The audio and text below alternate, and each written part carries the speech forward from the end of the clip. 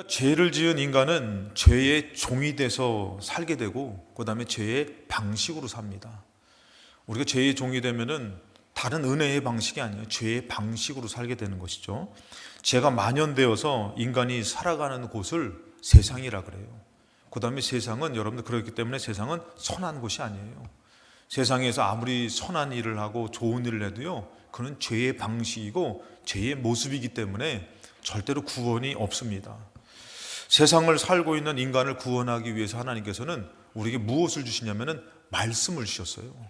이 말씀을 우리가 듣고 이제는 어떻게 해요? 죄의 방식으로 사는 것이 아니라 말씀을 믿고 사는 생명의 방식, 이 믿음의 방식으로 살아가야 된다는 것이에요. 예수 그리스도를 믿고 속죄함을 받은 우리는 죄된 인간의 옛 방식이 되면 안 되는 것이에요. 옛 구습의 방식, 세상 방식으로 살아가는 것은 절대 구원이 없습니다.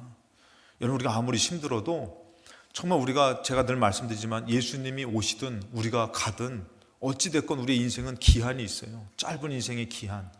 그 가운데에 세상의 방법으로 사는 것은 멸망으로 끝나지만 우리가 믿음의 방식으로 살 때에 우리는 승리하는 삶을 살게 될 줄로 믿습니다. 2024년도가 이제 새해가 밝았는데 감사한 거는 우리는 이제 까치까치 설날이 있고 우리 설날이 있잖아요.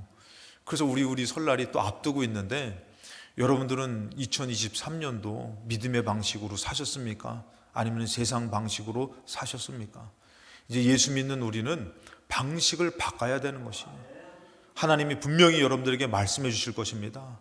여러분들 이제는 믿음의 방식, 새로운 방식을 갖고 여러분들이 살아가는 한 해 돼서 믿음의 큰 승리가 있기를 주님의 이름으로 축원합니다.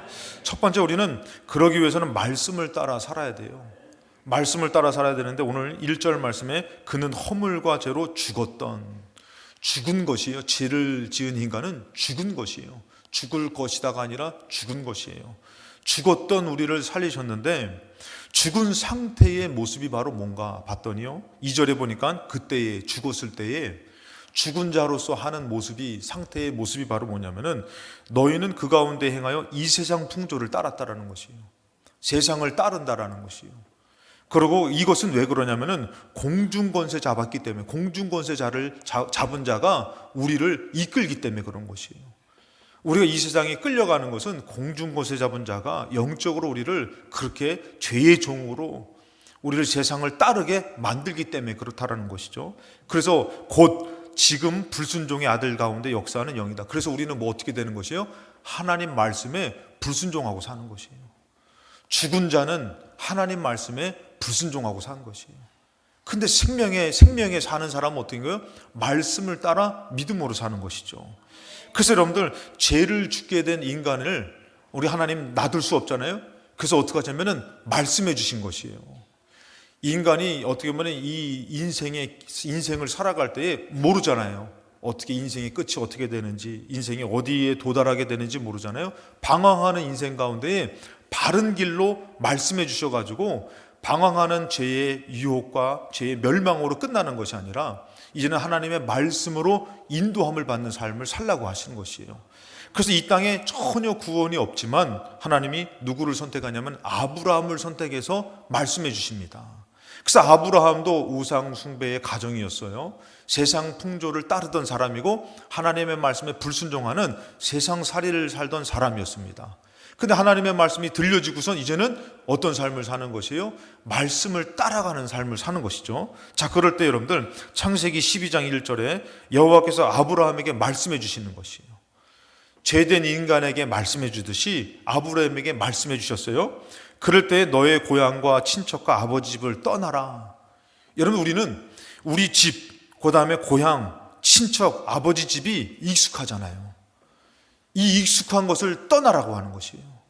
어떻게 보면은 우리는 그것을 떠나면 죽는 것과 같이 여겨져요. 그런데 하나님은 그것을 가감없이 버리라는 것이에요. 가차없이 버리고 말씀을 따라가는 것이에요. 그러면서 뭐라고 얘기합니까? 내가 너에게 보여줄 땅으로 가라는 것이에요. 그냥 이 땅의 삶을 사는 것이 아니라 내가 너를 인도하는 삶을 살라는 것이에요. 그러면서 여러분들 2절에 보니까 내가 너로 큰 민족을 이루고 너에게 복을 준다. 너의 이름을 창대하게 하리니 너는 복이 될지라. 여러분들, 복은 원래 인간에게 하나님이 주신 거잖아요. 창조를 하시고 인간에게 주셨는데 죄를 지은 인간이 복이 바뀌어 뭐가 됐죠? 저주가 돼버린 것이에요.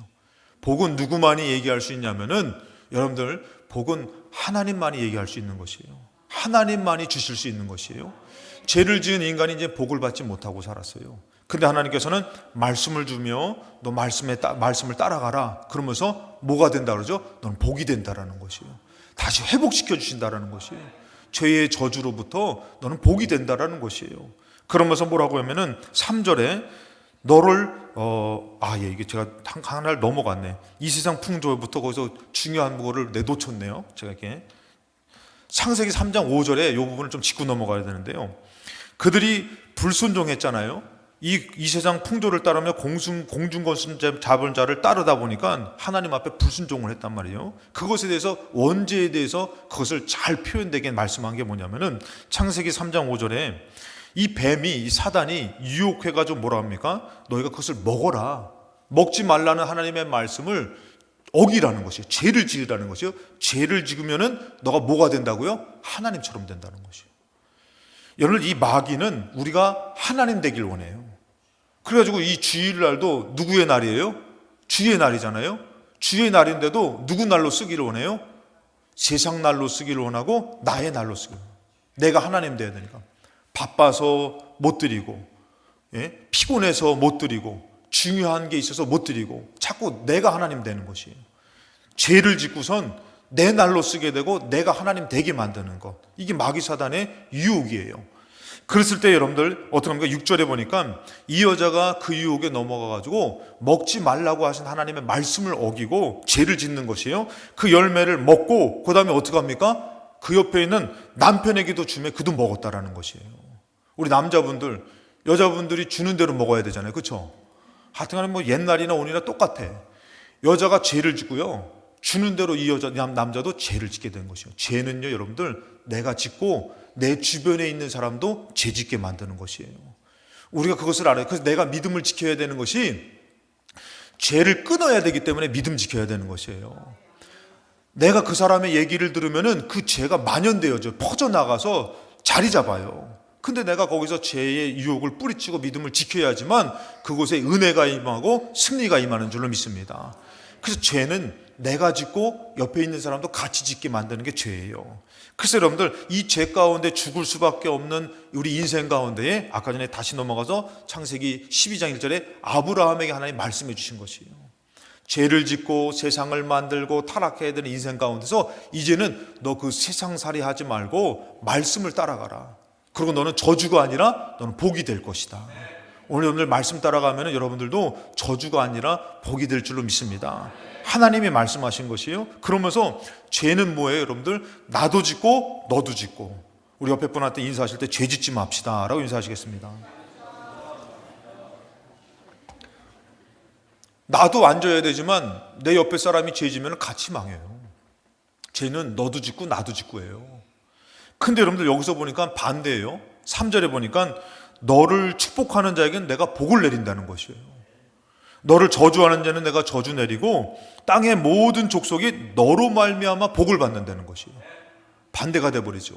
죄는 나도 짓고 너도 짓고인데 이제 아브라함 때문에 너 때문에 복을 받는다는 것이에요. 너 때문에 생명에 영향력을 미친다라는 것이에요. 하나님께서 그러기 때문에 이 아브라함을 너가 이 죄된 삶으로는 서로 죄짓고, 그러니까 이 세상이 풍요로워도요 죄 가운데 있는 것이에요. 근데 우리가 말씀을 따라가면은 어떻게 되면은 나도 살고 너도 살게 되는 것이에요. 그래서 이 아브라함으로 하나님께서 이렇게 말씀하셨는데, 아브라함이 이 죄 가운데서 벗어날 수 있는 길은 말씀 따라가는 것이에요. 말씀 따라. 이 말씀이 곧 육신이 되어, 이 말씀은 곧 누구를 얘기하는 것이에요? 예수 그리스도를 얘기하는 것이에요.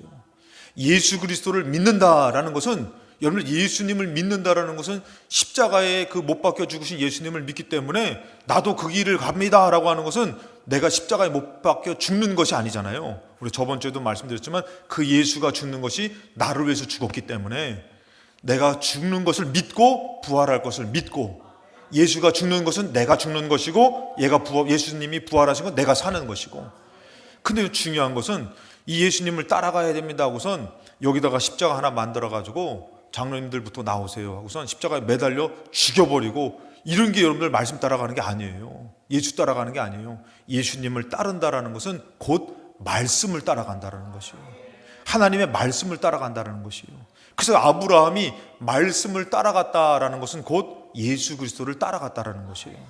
그렇기 때문에 구약에만 신약에만 예수가 있는 것이 아니라 구약에도 다 말씀이 곧 예수님이시고 신약에 오신 예수님도 곧 말씀이신 줄로 믿습니다. 그래서 예수님이 얘기하는 거예요. 요한복음 14장 6절에 예수께서 이르시되 내가 곧 길이다. 정말 죄 가운데서 어디로 가야 될지 모르는 우리 인생 가운데서 예수님이 내가 곧 길이다. 그리고 진리다. 그리고 생명이다.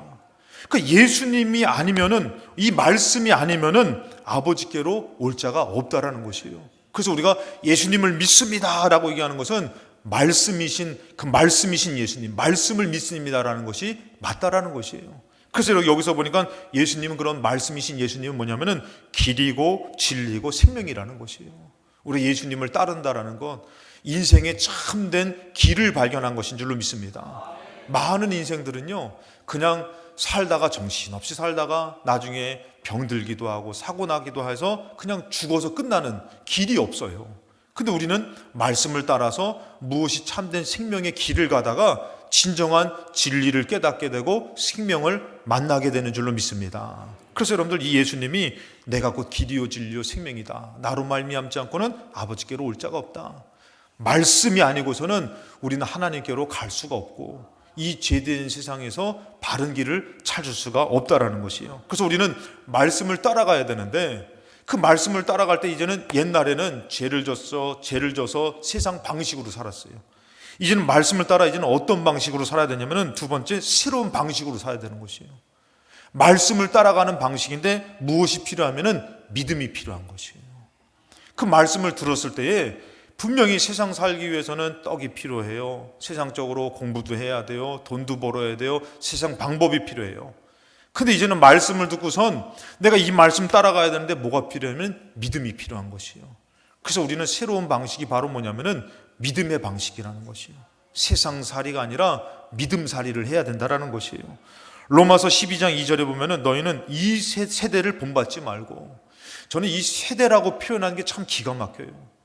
이 세대라는 것은 지금 세대를 말하는 거예요. 지금 세상을 얘기하는 것이에요. 이 표현이 왜 맞냐면, 만약에 그때 시대를 얘기하는 것이 아니에요. 변화되고 지금 우리가 살고 있는 이 세상, 이 세대를 얘기하고 있는 것이에요. 이 세대를 본받지 말라는 것이에요. 이 세대가 원하는 것은 뭐예요? 죄 짓고 죄에 끌려 하나님의 말씀에 불순종하며 살기를 원하는 게 이 세상, 이 세대가 원하는 것이에요. 점점 이 세대가, 제가 원하는 것이 뭐냐면은 이제 하나님의 말씀이, 우리가 옛날에는 안 그랬잖아요. 옛날에는 뭐 동성연애라든지 여러 가지 막 그런 것에도 되게 우리가 거부하고 막 어떻게 그런 혐오스러운 얘기를 막 입으로 함부로 얘기할 수 있냐. 근데 지금은 어때요? 성전환 수술한 사람들이 방송에 나와가지고 막 인기를 끌고 동성연애가 편하게 지금 가까이 얘기가 나오잖아요, 여러분들. 이 시대, 이 세대가 그렇다라는 것이에요. 근데 이 세대가 여러분들 그것만을 얘기하는 것이 아니잖아요. 돈 벌어야 된다, 공부해야 된다, 지금 예배가 중요하지 않아, 말씀이 중요하지 않아, 지금 이게 더 중요해. 그러면서 이 세대는 자꾸 공중권세 잡아가지고 하나님의 말씀을 뭐하게 만들어요? 불순종하게 만드는 것이에요. 여러분들에게 주어진 그 말씀이 나를 죄 가운데가 아니라 은혜 가운데 살게 할 만한 능력의 은혜의 말씀인데도 불구하고 그 말씀을 믿고 사는 것이 아니라 세상살이가 너무 익숙해진 것이에요. 그럴 때 여러분들, 우리가 이 세대를 본받지 말라고 했는데 여기서 알아야 될 것은 뭐냐면, 본받지 말라라는 그 단어의 내용을 좀 알아야 돼요. 중요하기 때문에. 그래서 제가 이것을 의미만을 얘기하려고 하다 보니까 이게 단어의 내용을 좀 알아서 설명을 해야 되기 때문에 조금 좀 기록을 했어요. 저도 이게 막 꼬이는데 한번 들어보세요. 본받지 말고라는 단어는 시스케 마티 제스테라는 이 헬라의 원어입니다. 근데 여기서 보면은 시스케 마티 제스테는 이게 뭐냐면은 시스케 마티조의 현재 명령법 수동태예요. 명령을 하는데 수동태라는 것은 뭐냐면은 다른 것에 영향을 받아서 해야 된다라는 것이에요. 자기가 자의적으로 하는 것이 아니라 무언가의 영향을 받아서 해야 된다는 뜻이에요. 그래서 뜻이 뭐냐면은 뭐뭐와 같은 모양이 되다, 뭐뭐를 따르다, 뭐뭐를 이끌리다, 뭐뭐에게 이끌리다. 그러니까 내가 하고 싶어서 하는 게 아니라 이끌려간다라는 것이에요. 강제적으로 끌려간다라는 것이에요. 그래서 뭐뭐와 같은 모양이 돼버리는 것이에요. 내가 나의 의지와 상관없이. 근데 여기서 보면은 고전 문헌에 보면은 이 단어로 헬라에서 이 단어를 어떻게 썼냐면은 이게 더 아주 의미가 있더라고요. 어떻게 썼냐면은 모모의 것의 형상을 취하다라는 것이에요. 그러니까 여러분, 죄를 지은 사람은 누구를 닮아가는 것이에요? 마귀를 닮아가는 것이에요. 말씀을 따라가는 사람은 누구를 닮아가요? 하나님 형상 닮았다 그랬잖아요. 우리가 하나님의 형상을 닮아서 복을 받았지만 죄를 지어서 저주를 받게 된 것은 마귀 닮아가서 하는 거예요. 너희 아비 마귀를 닮았다 그러잖아요. 그것처럼 여러분들 모모의 형상을 취하다는데 본받지 말라는, 그 형상을 취하지 말라, 닮아가지 말라는 것이에요. 자기의 자신을 그것과 본질적으로 동일시하지 말아라. 세상에 완전히 속해서 세상살이를 하지 말라는 것이에요. 여러분들, 근데 우리는 얼마나 세상살이가 익숙해졌어요? 돈 버는 것이 익숙해지고 또 돈 많이 벌기 위해서 얼마나 노력합니까? 학생들은 공부하는 것에 익숙하니까 뭐라고 해요? 당연히 뭐라면은 시험 기간 때에 예배당 안 가도 되는 거예요. 예배 안 드려도 되는 것으로 알고 있어요. 거기에 익숙해졌어요. 세상에 닮아가는 것이에요. 세상 모습이 있는 것이에요. 근데 성경에서는 그것을 본받지 말라고 얘기해요. 그것을 닮아가지 말라고 얘기해요. 그러면서 뭐라면은 이것의 의미가 바로 뭐냐면은 이 세상과 같은 모양이 되지 말라는 것이에요. 너희는 자기 자신을 이 세상과 동일시하지 말라는 것이에요. 거기에 살면은 우리는 죄 가운데 죽을 수밖에 없다는 것이에요. 그래서 아브라함이, 여러분들 창세기 12장 1절 아까 전에 갔던 말씀 보면은 여호와께서 아브라함에게 너는 너희 고향과 친척과 아버지 집을 떠나라고 얘기하는 것은 이 세상을 떠나라는 것이에요. 너에게 익숙했던 것, 죄로 익숙했던 것, 너가 정말 사는 것의 생명이라고 여기는 것을 버리라는 것이에요. 가감히 떠나고. 그러고 말씀을 따라가라는 것이죠. 그 말씀을 따라가는데 뭐가 필요하다고요? 믿음이 필요한 거예요. 믿음. 말씀 따라가려면 분명히 올해도 여러분들, 작년에도 한번 생각해 보시기 바랍니다. 작년에도 여러분들에게 말씀 주셨어요? 안 주셨어요? 주셨죠. 근데 그 말씀 따라가셨어요? 아니면 세상살이가 더 가까웠던 것 같아요? 불리하면 대답 안 하셔야 하여튼 간에 치사스럽게. 우리 옆에 분과 인사하시면 말씀 따라갑시다. 말씀 따라. 우리가 말씀 받았는데 어느덧 말씀을 들었는데 말씀을 따라가지 못할 때가 많잖아요. 왜? 우리에게 익숙한 것은 세상이에요. 내 경험이에요. 죄의 유혹이고 죄의 삶이더라는 것이죠. 그래서 아브라함은 지금 이 말씀이 들려졌을 때에 정말 거기서 믿음의 결단을 한 것이에요. 이것에 대해서 로마서 4장에 보면은 자세하게 설명을 좀 합니다. 로마서 4장 17절에 기록된 바 내가 너를 많은 민족의 조상으로 세웠다 함과 같으니, 아브라함에 대해서 얘기하죠. 그가 믿은 바예요. 아브라함이 그냥 따라간 게 아니라 그냥 될 대로 되라, 그냥 인생 그렇지 바람 부는 대로 가는 거지 그러서 간 게 아니라 여기서 중요한 결단이 필요한 것이에요. 그가 어떻게 합니까? 여러분 잘 알다시피 그 아브라함이 이 말씀을 들을 때가 언제냐면은 데레가 하란으로 아브라함과 나홀과 이제 다 나왔어요. 나와가지고 그 하란에서 데레 아버지가 죽습니다. 죽으니까 이 아브라함에게서 지금 이렇게 어려운 상황에서 그가 갖고 있는 마음은 뭐예요? 다시 나온 세상으로 돌아가야 되는 것이에요.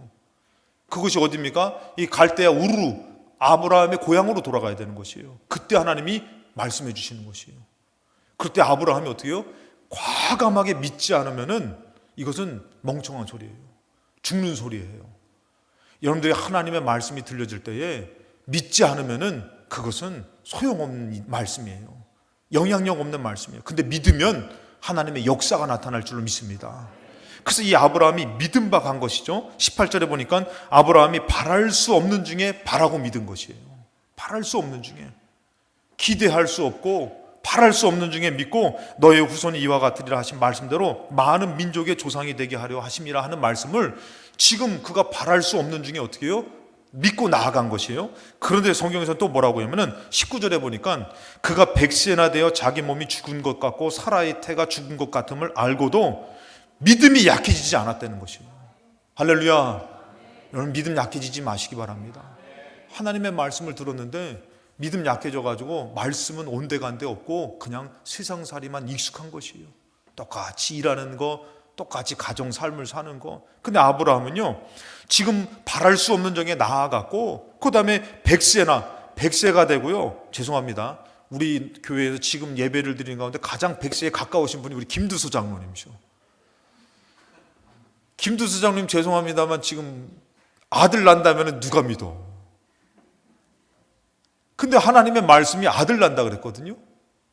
근데 아브라함이 어떻다고요? 믿음이 약해지지 않았다는 것이에요. 여러분들은 2024년도에 들려지는 말씀이 상황과 맞습니까? 형편과 맞습니까? 상황 따지고 사람 따지고 형편 따지면 믿음 약해질 사람 많아요, 여러분들. 근데 아브라함은 어때요? 믿음이 약해지지 않았다는 것이에요. 왜? 세상살이를 하는 것이 아니라 믿음살이를 하기 때문에. 믿음이 약해지지 않아가지고 20절에 보니까 믿음이 없어 하나님의 약속을 의심하지 않고, 여러분들 올해 다른 건 몰라도 하나님 말씀 꼭 붙들고 놓치지 않기를 주님의 이름으로 축원합니다. 믿음이 없으면요 의심하는 것이에요. 염려하는 것이에요. 근데 아브라함은 하나님 약속 의심하지 않고 믿음으로 어떻게 됐다고요? 더 견고해졌다라는 것이에요. 그냥 어려울 때 나 믿음으로 더 열심을 냈다라는 것이에요. 그래서 21절에 약속하신 그것을 또한 능히 이루실지를 뭐 했다고요? 확신했다는 것이에요. 그래서 여러분들 2023년도 가깝잖아요. 지났는데 내가 확신하고 살았는지, 내가 믿음으로 잘 지키고 살았는지, 아니면은 연약해졌는지. 2024년도는 옛 모습처럼 살면 안 돼요. 새 방식처럼, 믿음의 방식처럼 견고해지고 확신을 갖고 살아야 될 줄로 믿습니다. 그래서 이게 확신을 갖고, 그래서 22절에 하나님께서 뭐라고 얘기합니까? 그에게 그것이 의로 여겨졌다라는 것이에요. 여러분, 축복은요 의로운 자에게 주는 것이지 불의한 자에게 주는 것이 아니에요. 근데 우리가 의롭게 되는 것이 뭐예요? 말씀을 믿고 말씀을 따를 때에 하나님이 그것을 의롭게 여기신다 그랬어요. 그러니까 말씀이 우리를 살리는 것이에요. 예수가 우리를 살리는 것이에요. 예수님이 우리를 하나님 앞에 서게 하는 것입니다. 의로운 자로. 그래서 여러분들 불의가 아니라 의롭게 세워주시는 게 말씀인데, 그것을 의로 여겼다 그러잖아요. 그러면서 뭐라 합니까? 23절에 너무 감사한 것은 아브라함만 위한 것이 아니라는 것이에요. 오래 살아가는 연약한 삶 가운데서 정말 여러 가지 열악한 상황 가운데서도 그 말씀을 붙들고선 믿음으로 살려고 하는 우리를 위함이라는 것이에요. 아브라함의 얘기가 우리에게 들려지는 나를 위한 말씀인 줄로 믿습니다. 그래서 25절에도 얘기를 하는 거예요. 예수는 우리가 범죄한 것 때문에 내줌이 되고 또한 우리를 의롭다 하시기 위하여 살아나셨다. 예수님 믿는 믿음이 약해지면 안 돼요. 예수님 따르는 믿음이 약해지면 안 돼요. 살 길을 내어주시고 주신 말씀을 끝까지 붙들고 더 견고해 주시고, 2023년도 마감 지을 때 나는 올 한 해 목사님 저 믿음으로 몸부림치며 열심히 산 것 같아요. 이런 고백이 충만하게 이루어지시기를 주님의 이름으로 축원합니다. 우리 옆에 분과 인사하실 때 믿음으로 살겠습니다 라고 인사하시겠습니다. 믿음으로 살겠다라는 것은 말씀을 꼭 붙들겠다라는 것이에요. 어떤 어려움에도 말씀이신 예수를 꼭 붙드시기 바랍니다. 그래서 마지막으로 이제 우리가 이 땅을 살아갈 때 방식을 바꿔야 되는 것이에요. 방식을 바꾸지 않으면은 죄가 역사하지만 방식을 바꾸면 하나님이 역사하십니다. 그래서 여러분들 에베소 6장 10절에 끝으로 너희가 주 안에서와 그의 힘의 능력으로 강건해져라. 11절에 마귀의 간계를 능히 대적하기 위하여 하나님의 전신갑주를 입으라. 마귀가 어떻게 한다고요? 공중권세를 잡아가지고 이 세상 풍조를 따르게 하고 하나님 말씀을 불순종하게 만든다는 거예요. 아주 간사하게. 예수 믿게 되니까 어떻게 해요? 예수 안 믿는 자가 교회 못 가게 하잖아요.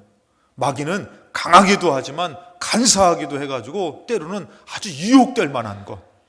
목사님, 예를 들어서 어떤 사람은 목사님 저는 도박 같은 거 안 합니다. 저는 이성에 눈이 멀지 않습니다. 근데 마귀는요 간사해가지고요 이성에 눈이 멀지 않는 사람에게는 이성으로 다가오지 않아요. 명예로 다가오기도 하고 가정으로 다가오기도 하고 자녀로 다가오기도, 약한 부분을 갖고 오는, 아주 간사해요. 여러분들 2024년도 여러분들 불순종하게 만들기 위해서 죄짓고 같이 망하게 만들려고 마귀는 간사하게 역사한다라는 것이에요. 예배드리지 못할 일들을 만들고 기도할 마음을 뺏어버리고, 여러분 뺏겨도 기도는 더 열심히 하시기 바랍니다. 할렐루야. 여러분들 막 그냥 억울하고 막 답답하고 힘들면은 잠이 와요, 안 와요? 예? 저한테 전화하셔요. 그럴 때는 저는 자고 있을 테니까. 예. 전화하셔가지고 기도하러 오신다고 막 기도하러 오셔. 이게 올 한해 여기 교회가 얼마나 따뜻한지 모른다니까. 잠 안 오면 여러분들 기도도 안 되고 예배 가기도 싫고, 이거는 이 세상 풍조에 사로잡힌 거예요. 공중권세 잡은 자에 사로잡힌 거예요. 올 한해는 여러분들이 절대 방식을 바꿔야 돼. 방식을 바꿔가지고 내가 불순종하지 않으리라. 그래서 길을 쓰고 기도하면은 그 일이 복이 될 줄로 믿습니다. 너는 복이 될지라. 아브라함이 말씀했던 그 말씀처럼 말씀을 붙들고 기도를 하고 예배를 선택하고 마귀의 간사한 것을 오히려 여러분들 그것을 간계를 이기기 위해서 어떻게 하라고요? 하나님의 전신갑주를 입으라는 거예요. 그러면서 얘기합니다. 12절에 우리의 씨름은 혈과 육을 상대하는 것이 아니래요. 통치자들과 권세들과 이 어두움의 세상 주관자들과 하늘에 있는 악의 영들을 상대함이기 때문에 우리가 그것을 놓치면 안 된다는 거예요. 방식을 바꿔야 되는 것이요. 안 되나 보다, 어렵나 보다, 세상적인 방식으로 다 선택했던 것을 바꿔야 되는 것이에요. 그래서 창세기 35장에 보면은 야곱이 여러분들 어떻게 했어요? 야곱이 이제는 하나님 형제를 33장에 보면 형을 만나죠. 야곱이 야곱방에서 씨름해가지고 야곱 형을, 예서 형을 만나는데 하나님을 만나는 것 같습니다. 그러면서 이랬는데 베델로 가야 되잖아요. 근데 야곱이 어디 머물러요? 세겜에 머뭅니다. 세겜이 어딘 곳이에요? 세상 풍조가 만연한 곳이에요, 여러분들. 그곳에 머물렀다가 어떤 일을 당해요, 여러분들? 디나가 성적으로 아주 어려움을 당하잖아요. 그래가지고 레위와 시므온이 그 남자들을 싸그리 죽여버리고 위협에 있어요. 그랬을 때에 이곳을 벗어날 수 있는 길은 뭐냐 이거예요. 그랬을 때에 창세기 35장 2절에 보니까 야곱이 이에 자기 집안 사람들과 자기와 함께 모든 자들에게 이르되 너희 중에 이방 신상들을 버리라는 것이에요. 어느덧 하나님을 믿는데 세상 것이 들어와 있는 것이에요. 세상 것을 의지하고 있는 것이에요. 하나님만 섬깁니다, 하나님만 따르겠습니다 했던 야곱이 어느덧 세상 것이 들어와가지고 이방 신상들이 그 족속에게, 그 무리에게 가득 찬 것이에요. 그럼 뭐래요? 이거 제거하자. 그리고 뭐래요? 정결하게 하자. 우리 자신을 세상 옷이 아니라 하나님 믿는 의복으로 갈아입자. 그러면서 어떡합니까? 3절에 보니까 우리가 일어나 베델로 올라가자. 내 환난 날에 내게 응답하시며 내가 가는 길에서 나와 함께 하신 하나님께 내가 거기서 제단을 쌓으려 하노라. 방법을 바꾸는 것이에요. 세상에 가까운 그 세겜에 머무르면서 세상 방법으로 편하게 살려고 했던 방법이 아니라 이제는 우상 숭배 다 끊고 이제는 제단으로 가서 내가 하나님 의지해서 하나님의 구원을 보리라. 방법을 바꿨습니다.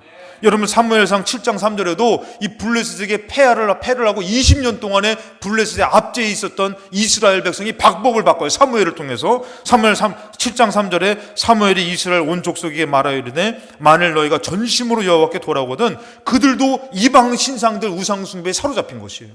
그러니까 이제 어떡하라고요? 이방 신들과 아스타롯을 너희 중에 제거해버리자. 이것이 구원 주는 거 아니니까, 이것이 복을 주는 것이 아니니까 이거 제거하자. 그래서 이것을 제거하고 뭐라고요? 하나님을 섬기자고서 4절에 보니까 이들이 어떻게 합니까? 바알과 아스타롯을 제거하는 것이에요. 올 한 해 여러분들 우리를 막고 있고 우리를 어렵게 만드는 것은 하나님이 아닙니다. 그 죄지요, 여러분들. 그 우상들이에요. 여러분들이 중요하게 하나님보다 더 가치 있게 둔 것이 우리를 더 압제하고 우리를 어렵게 만드는 것이에요. 그러니까 그것을 좀 내려놓고 오로지 하나님만을 붙들자. 방식을 바꿔버린 것이에요, 여러분들. 새로운 방식을 선택한 것이에요. 20년 동안에 여러분들 그들이 우상 숭배하며 세상 쫓아가는 방식으로 살았더니 블레셋을 벗어날 수가 없었던 것이에요. 그래서 방식을 바꿔가지고 뭐라 합니까? 5절에 보니까 미스바로 모여라. 예배 드리는 곳, 기도하는 곳으로 모이라는 것이에요. 우리 하나님만 찾자. 그러면서 뭐라고 합니까? 6절에 보니까 종일 금식도 합니다. 매달려 금식도 해보고 또 뭐랍니까? 여호와께 범죄한 것을 깨닫고 회개도 합니다. 여러분 방식을 좀 바꾸셔야 되는 것이에요. 2024년도를 살아가는데 그냥 세상살이로 바빠서 살 것이 아니라 좀 모여서 기도도 하고 금식도 하고 정말 간절히 기도도 막 작정도 해보고 이렇게 바꿀 때에 하나님이 역사하신다라는 것이에요. 믿음이 다 약해져가지고 어느덧 눈을 돌려보면 바알이 있고 눈을 돌려보면 아스타롯이 있고 눈을 돌려보면 아세라가 있고 눈을 돌려보면 세상 방식이 너무 익숙한 것이에요. 그래가지고 돈 붙들고 사람 붙들고 예배 내려놓고 기도 내려놓고 사니 그것이 어떻게 풀려지냐 이거예요. 방식을 바꾼 것이에요. 야, 우리 바꾸자. 우리 하나님께 모이자. 그리고 우리 기도하자. 금식도 하고 하나님 앞에 매달릴 때에 죄된 것을 깨닫고 말씀을 붙드니까 하나님의 역사가 나타나는 줄로 믿습니다. 열왕기상 18장에 보면은 엘리야가 오늘 바알 선지자들하고 싸우고서 여러분들 어떻습니까? 하나님 앞에 모여라, 백성들한테 모여라. 그러면서 어떻게 해요? 엘리야가 모든 백성을 향하여 이르되 내게로 가까이 와라. 백성이 그에게 가까이 가매 그가 무너진 여호와의 제단을 수축하는 것이에요. 어느덧 바알 제단은 아주 화려하게 쌓아놨어요. 그러면서 세상적인 것은 가치를 막 되게 둬요. 그러다 보니까 거기는 아주 빛나요. 내 집은 빛나고 내 집은 평안한데 교회는 낡아지고 여호와의 전이 어떻게 됐어요? 예배드리러 오는 자도 없고 하나님을 간절히 찾는 자가 없으니까 다 무너져서 낡아 빠진 것이에요. 하나님 앞에 예배드리기 전에 엘리야가 뭐 한 것이요? 야, 제단에 좀 나와라. 나와서 이들 어떻게 해요? 무너진 곳을 수축하면서 하나님을 불렀더니 하나님의 불이 하늘에서 내려오시더라는 것이에요. 믿음으로 바꾼 것이에요. 여러분들이 올 한해 여러분들 무너진 예배의 모습을 다시 수축하시기 바랍니다. 세우시기 바랍니다. 하나님이 역사하실 줄로 믿습니다. 사사기에서 보면은 여러분들 기드온 이 사사가 나올 텐데 어떻습니까? 이 이스라엘이 하나님 버리고 세상 쫓다 보니까 아주 어려워졌죠. 그때 여러분들 6절에 보니까 6장 6절에 이스라엘이 미디안으로 말미암아 궁핍함이 심해졌어요. 어려워졌어요. 그래서 이스라엘 백성이 이 심하고 어려운 가운데 무엇을 선택합니까? 여호와께 부르짖는 것이에요, 여러분들. 기도밖에 없는 것이에요. 기도하는 방법을 선택한 것이에요. 7절에 보니까 이스라엘 자손이 미디안으로 말미암아 여호와께 부르짖는 것이에요. 그 일로 말미암아, 그 상황으로 말미암아 무슨 방법을 선택한 것이에요? 기도하는 방법, 하나님 찾는 방법. 그때 하나님께서는 어떻게 하는 것이에요? 정말 이길 수 없는 싸움 가운데 기드온을 세워가지고 하나님께서 이스라엘을 구원하시더라는 것이에요. 방법을 바꿔야 되는 것이에요. 여러분들 히스기야 왕을 아시죠? 히스기야 왕 제가 이구에 와서 여러분들 설교했었는데 이 히스기야 왕이 처음부터 믿음의 사람 아니었다고 얘기했잖아요. 아수르가 쳐들어왔을 때 히스기야 왕이 한 것이 뭡니까? 열왕기하 18장 16절에 또 그때에 유다 왕 히스기야가 여호와의 성전 문의 금, 자기가 모든 기둥에 입힌 금 벗겨서 모두 아수르 왕에다 바치는 것이에요. 세상 왕에다 바치는 것이에요.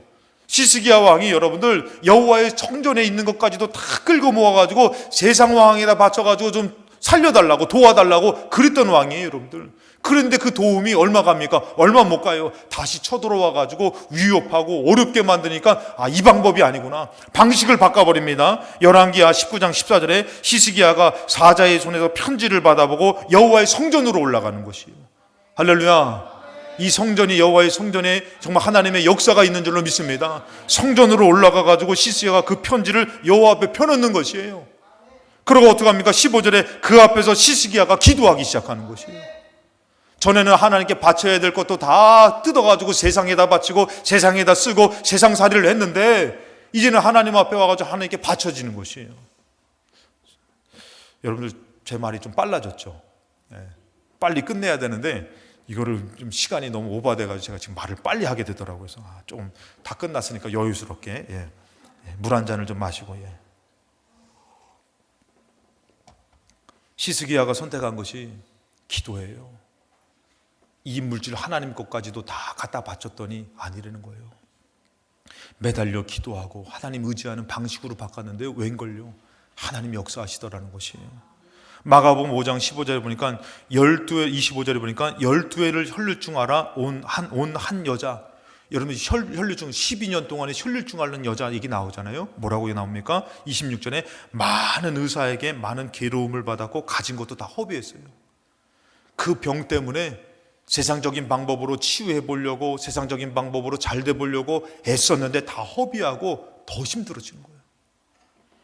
아무 효험도 없고 도리어 더 중화했던 차에 이가 방법을 바꿨어요. 믿음의 방법으로.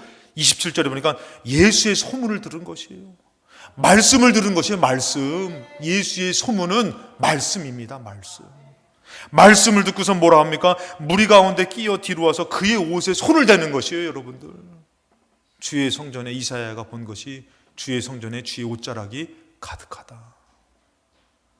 나의 삶의 문제, 내가 들려진 말씀을 붙들고자 나와 옷자락을 간절히 잡는 믿음, 방식이 바뀌어져야 되는 것이에요.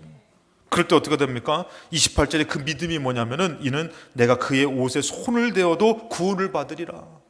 방식을 바꾸니까 어떻게 해요? 병도 고침받고 예수님을 만나 구원의 역사도, 구원의 말씀도 듣게 되고. 사도행전 사도행전 16장에 보면은 바울과 실라가 나오죠. 그들이 감옥에 들어가잖아요, 여러분들. 그 귀신 들린 여인을 고쳤더니, 여자를 고쳤더니 그가 그 귀신 들린 것으로 장사하고 돈 벌고 했던 그 주인이 이 귀신을 고쳐버리니까, 이가 멀쩡해지니까 돈벌이가 없으니까 이들 고발해서 감옥에 가다 버려요. 근데 이 바울과 실라가 어떡합니까? 25절 보니까 한밤중에 바울과 실라가 기도하고 하나님을 찬송하며. 원망의 방법이 아니에요.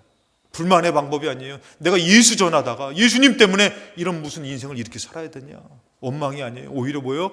찬송하며 기도하는 방식으로 그들이 감사하게 하나님 앞에 섰을 때에 26절에 보니까 뭐라고 합니까? 이에 갑자기 큰 지진이 나서 옥토가 움직이고 문이 곧 다 열리며 모든 사람의 매인 것이 다 벗겨지더라는 것이에요.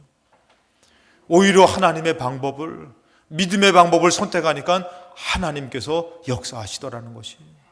올 한 해 여러분들 예수님을 믿는 여러분들이라면은 세상 방법이 아니라 믿음의 방법, 새로운 방법으로 살아야 될 줄로 믿습니다. 에베소서 5장 10절입니다. 주를 기쁘시게 할 것이 무엇인가 시험하여 보라. 올 한 해 우리 여러분들에게 주어진 일들 가운데서 힘듭니다. 어렵습니다. 더 있겠지만 조금 힘을 내서 믿음의 방법으로 바꿔보세요. 내가 이 가운데에 주님 기쁘시게 할 것이 무엇인가. 여러분들 겉으로는 웃지만, 겉으로는 아멘하지만, 겉으로는 감사하지만 속이 아프고 힘들고 썩어 문드러져가는 것을 하나님은 아셔요. 그렇지만 주를 기쁘시게 하려고 찬송하고 예배하고 기도하고 믿음의 방법으로 말씀을 붙드는 모습을 알기 때문에 하나님께서는 의롭게 해주시는 것이에요. 역사하시는 것이에요. 이 새로운 방식에 하나님이 역사하셔서 올 한 해 여러분의 말씀을 따라가셔서 이 믿음의 방식 가운데 하나님을 경험하시는 승리와 축복이 넘치시기를 주님의 이름으로 축원합니다.